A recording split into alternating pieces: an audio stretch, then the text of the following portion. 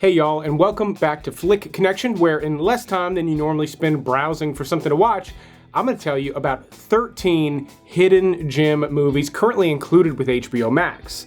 But don't worry if you don't subscribe to Max, down in the top pinned comment, I've put a full list of all the titles discussed, along with where else you can stream some of these titles in the US, of course, but also in Canada, the UK, and Australia. Thanks to Sundays for Dogs for sponsoring this video, but let's start with my number 13 pick, Willow Creek. Now, this is an interesting one. It's kind of a Blair Witch Project style Bigfoot movie. But to make things even more interesting, this is actually directed by Bobcat Goldthwait. Yes, the guy with the weird voice from the Police Academy movie. People just don't understand me. There's actually not a ton to be said about this movie. If you're the least bit interested in a Bigfoot movie done in the style of the Blair Witch Project, Willow Creek absolutely nails it. If you're not interested in that, then there's not enough else in Willow Creek to hook you. It's also worth noting all the movies on this list were just recently added to Max here in November. My next pick, though, is far and away the weirdest one on this list, and honestly, probably one of the weirdest movies you could watch on Max right now. John Dies at the End.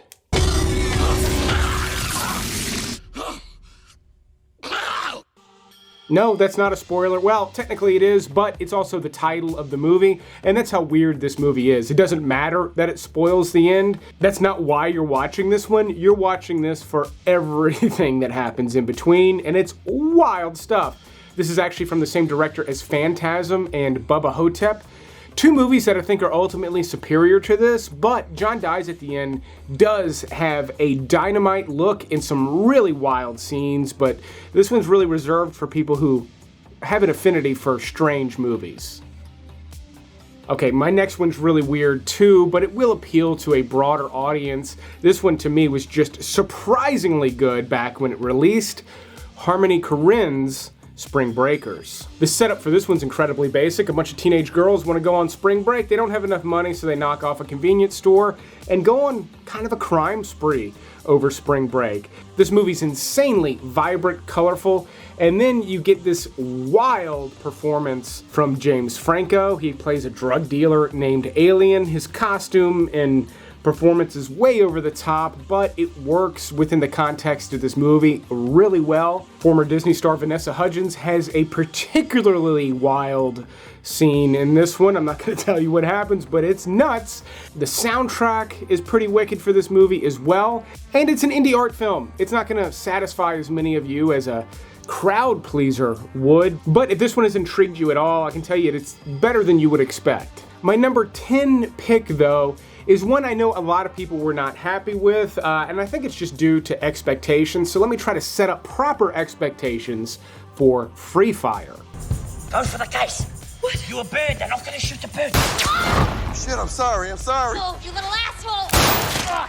This movie depicts one long shootout and really nothing else. Now don't get me wrong, there's a story, there's a plot, there's a MacGuffin people are trying to get, all the beats you would expect, except Free Fire plays out a little bit more like a stage play, mainly because it all takes place in this one location, this dingy warehouse, but you get great roles from Cillian Murphy, Sharlto Copley. Brie Larson is in this, but it's not really a Brie Larson movie. I mean, they marketed it as such because she was such a big deal back in 2016 when this released, and I think maybe fans of hers just didn't enjoy this movie, and I can kind of see why. But Martin Scorsese actually produced this, which I think is kind of cool. This has nothing in common with anything he's ever released, but it is kind of a cartoonish gunfight that's a lot of fun if you're into shoot-'em-up movies.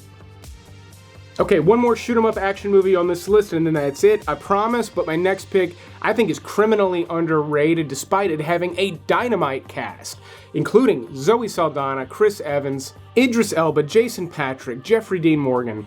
The only thing I don't like about The Losers is its PG-13 rating. This definitely deserved to be an R-rated movie. It's this wild, over-the-top action movie with kind of a crazy cast of characters, and it deserved to be more wild, over-the-top, and in your face.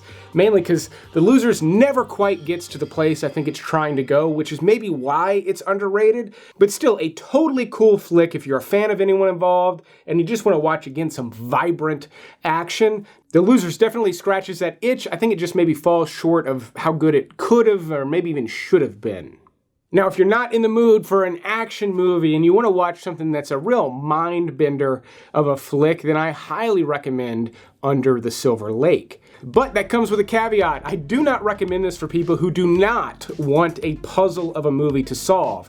If you want to fully understand a flick as soon as the credits roll, Under the Silver Lake is not going to be the movie for you.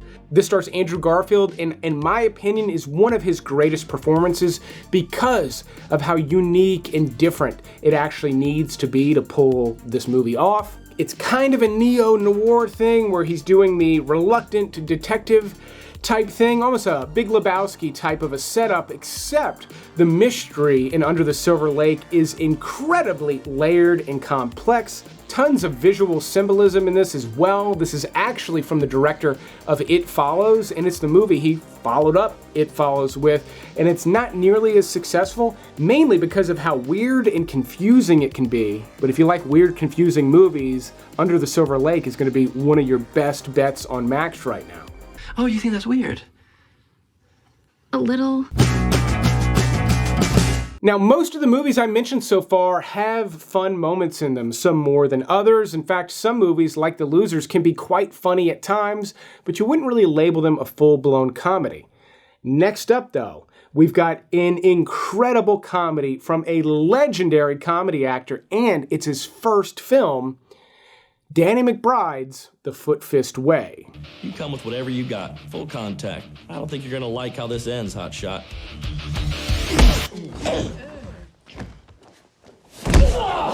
Now, fans of Danny McBride, if you've loved anything he's done, Eastbound and Down, The Righteous Gemstones, Pineapple Express, you name it, if you love his brand of humor, you need to see The Foot Fist Way. He co-created this with director Jody Hill, who has done most of his projects, including the ones I mentioned and Observe and Report. But if you're not into Danny McBride, or at least not that familiar with him, the best way to describe this movie is kind of like a movie based on Rex Kwon Do from Napoleon Dynamite. You think anybody wants a roundhouse kick to the face while I'm wearing these bad boys? If you remember those scenes in Napoleon Dynamite, The Foot Fist Way is very similar in a lot of ways. He's running this dojo, and it's just classic Danny McBride. He was just killing it comedy-wise right out of the gate. Again, if you're a fan of his, you need to see this movie. She's still alive?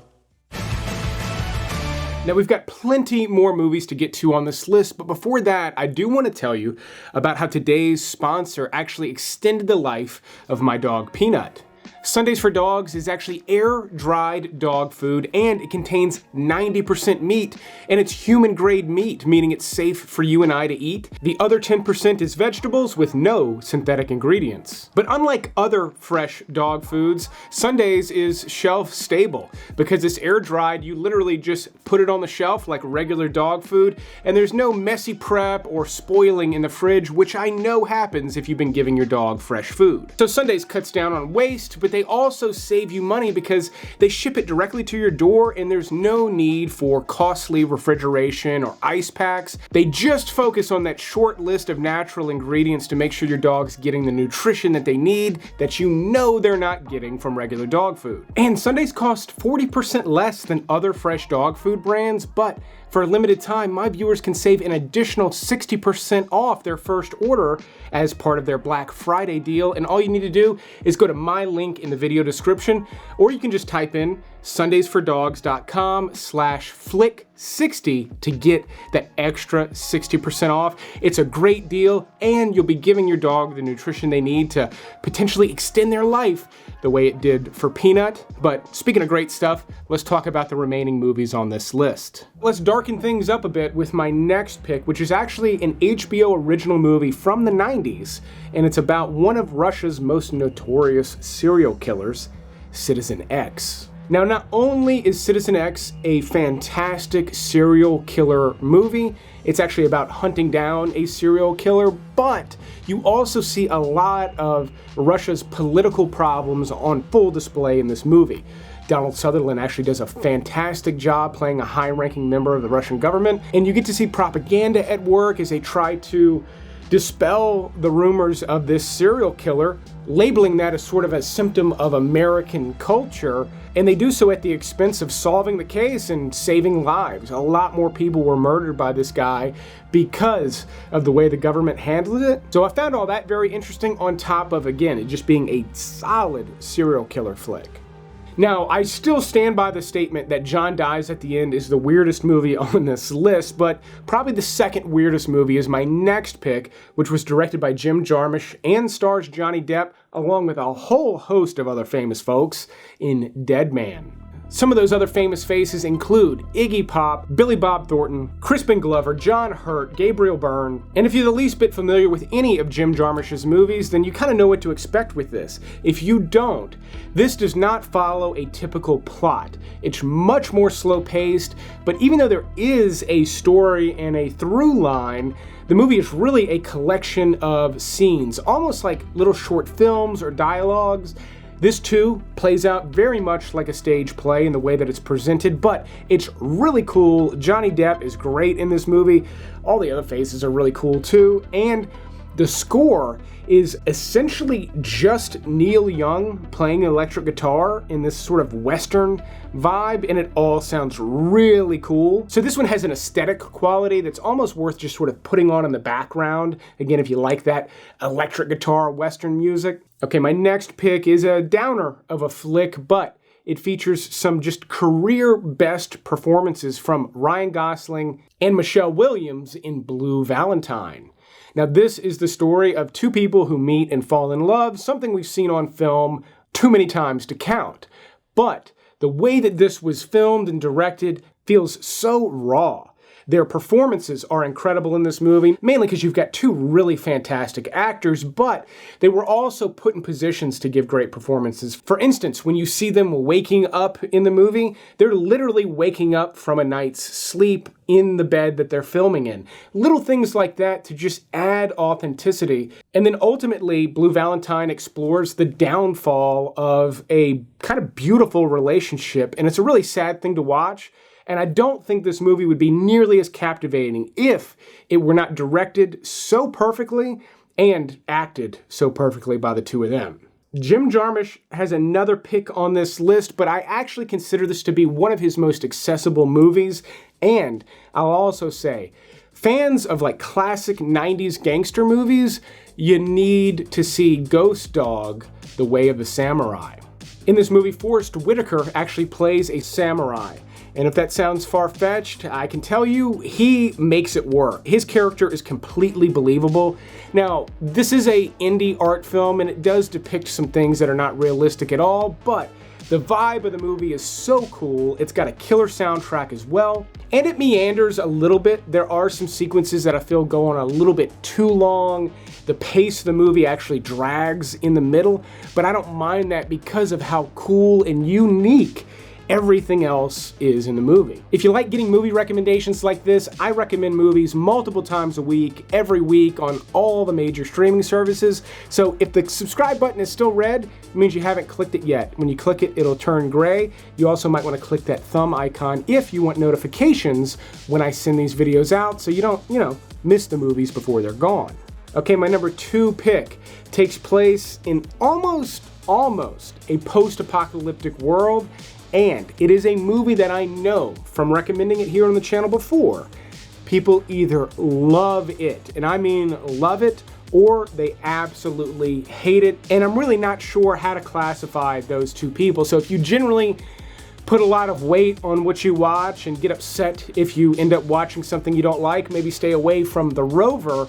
But if you want to roll the dice and maybe see something really dynamite, this is my number 2 pick for a reason. Now, I said almost post-apocalyptic. Society has fallen in this movie. There seems to be no real government. There's maybe some militias or military still acting, but everyone is essentially living in sort of this desolate world that seems way worse than the Great Depression or the Dust Bowl. Excess crime comes along with this type of existence, and that's what you get with this movie. Guy Pearce essentially trying to survive in this world, except he's got a grudge.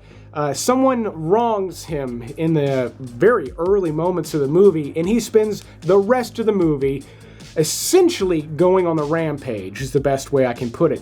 He is amazing. I've always loved him as an actor. This is a great role for him, but this is also an early role from Robert Pattinson, or at least one of his first roles after doing the Twilight movies, and he is really amazing in this movie. He's almost kind of out-acting the role. So if you're a fan of either of them, you need to see this movie, but even if you just like gritty Australian flicks like I do, movies like The Proposition with Guy Pearce, I highly recommend The Rover.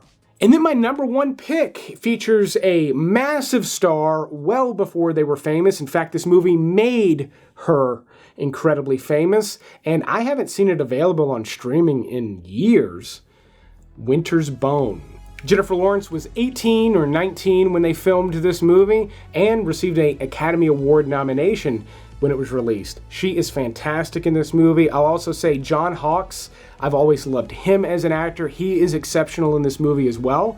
And this too is kind of a neo-noir flick. She lives out in the Ozarks. Her father is a drug dealer and goes missing, and then she tries to hunt him down, and it ends up being a mystery movie and kind of a detective story. Or at least she acts as a detective, and it works really well. There are some intense moments in this movie. It's got vibes of movies like Fargo. So if you're a fan of that genre, sort of the indie thriller genre, which is really just one of my all-time favorites, Winter's Bone is easily one of the best to have been released this century so far. But that is the list. Dog owners, don't forget to go check out that Sundays link in the video description down below, or just type in sundaysfordogs.com/flick. But I will keep making these videos as long as y'all keep watching them. Thanks for checking out this special Max episode, and you will see me on the next one.